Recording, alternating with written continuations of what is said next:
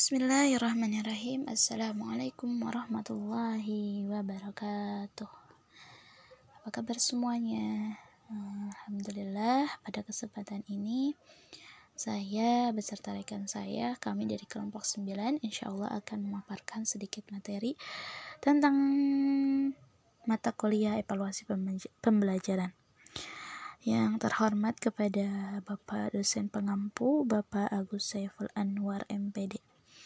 Insyaallah pada kesempatan ini kami akan sedikit memaparkan tentang perangkat pembelajaran yang berhubungan dengan penilaian kurikulum 2013 oleh pendidik dalam pelaksanaan dan pengolahan penilaian dan aspek pengetahuan.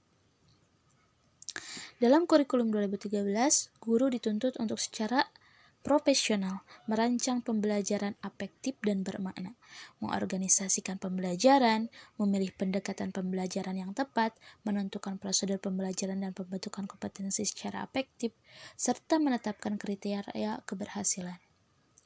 Nah, apa saja yang bersangkutan dengan pelaksanaan kurikulum 2013? Yang pertama yaitu 1. Merancang pembelajaran secara efektif dan bermakna. Ini adalah sebagai tugas guru untuk merancang pembelajarannya itu agar efektif, tidak menyia-nyiakan waktu ataupun tidak berleha-leha, dan bermakna. Jadi udah singkat kemudian bermakna. Meskipun anak tidak terlalu lama dalam pembelajaran, tapi akan ada kesimpulan ataupun ringkasan seperti itu. Yang kedua, mengorganisasikan pembelajaran. Nah, pengorganisasian pembelajaran ini dalam implementasi kurikulum yaitu pelaksanaan pembelajaran, kemudian pengadaan dan pembinaan tenaga ahli, pendayagunaan tenaga ahli dan sumber daya masyarakat serta pengembangan dan penataan kebijakan.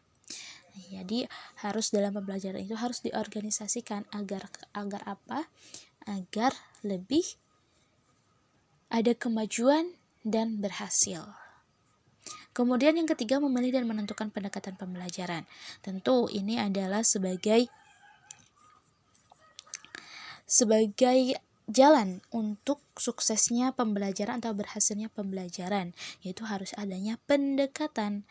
Nah, pendekatan antara lain seperti konstekstual, kemudian bermain peran, pembelajaran partisipatif, kemudian belajar tuntas, dan pembelajaran konstruktivisme. Yang keempat yaitu melaksanakan pembelajaran, pembentukan kompetensi, dan karakter.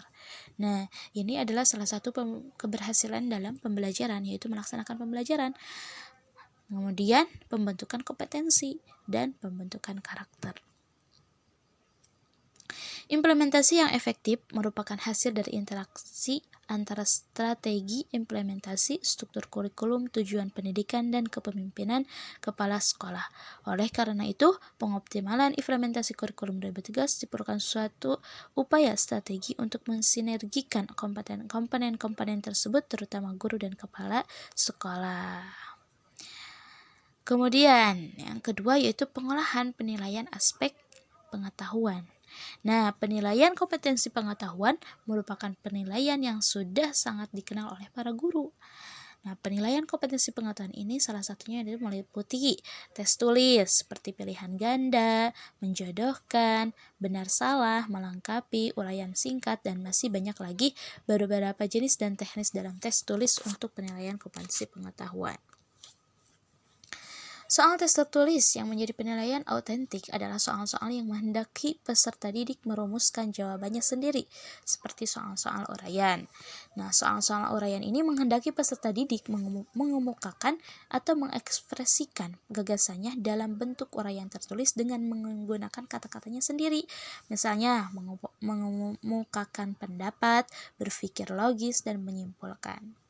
Nah, setiap jenis penilaian ini memiliki kelebihan dan kelemahan tentunya. Misalnya, kelebihan dari tes dalam bentuk uraian adalah lebih mudah dalam mengembangkannya dan memancing siswa untuk dapat mengembangkan cara berpikir serta melatih kemampuan berpikir kritis.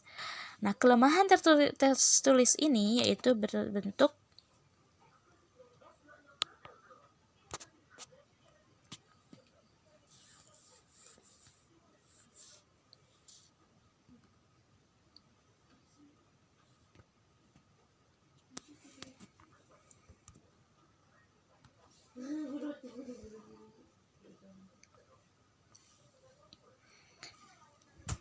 Oke, lanjut.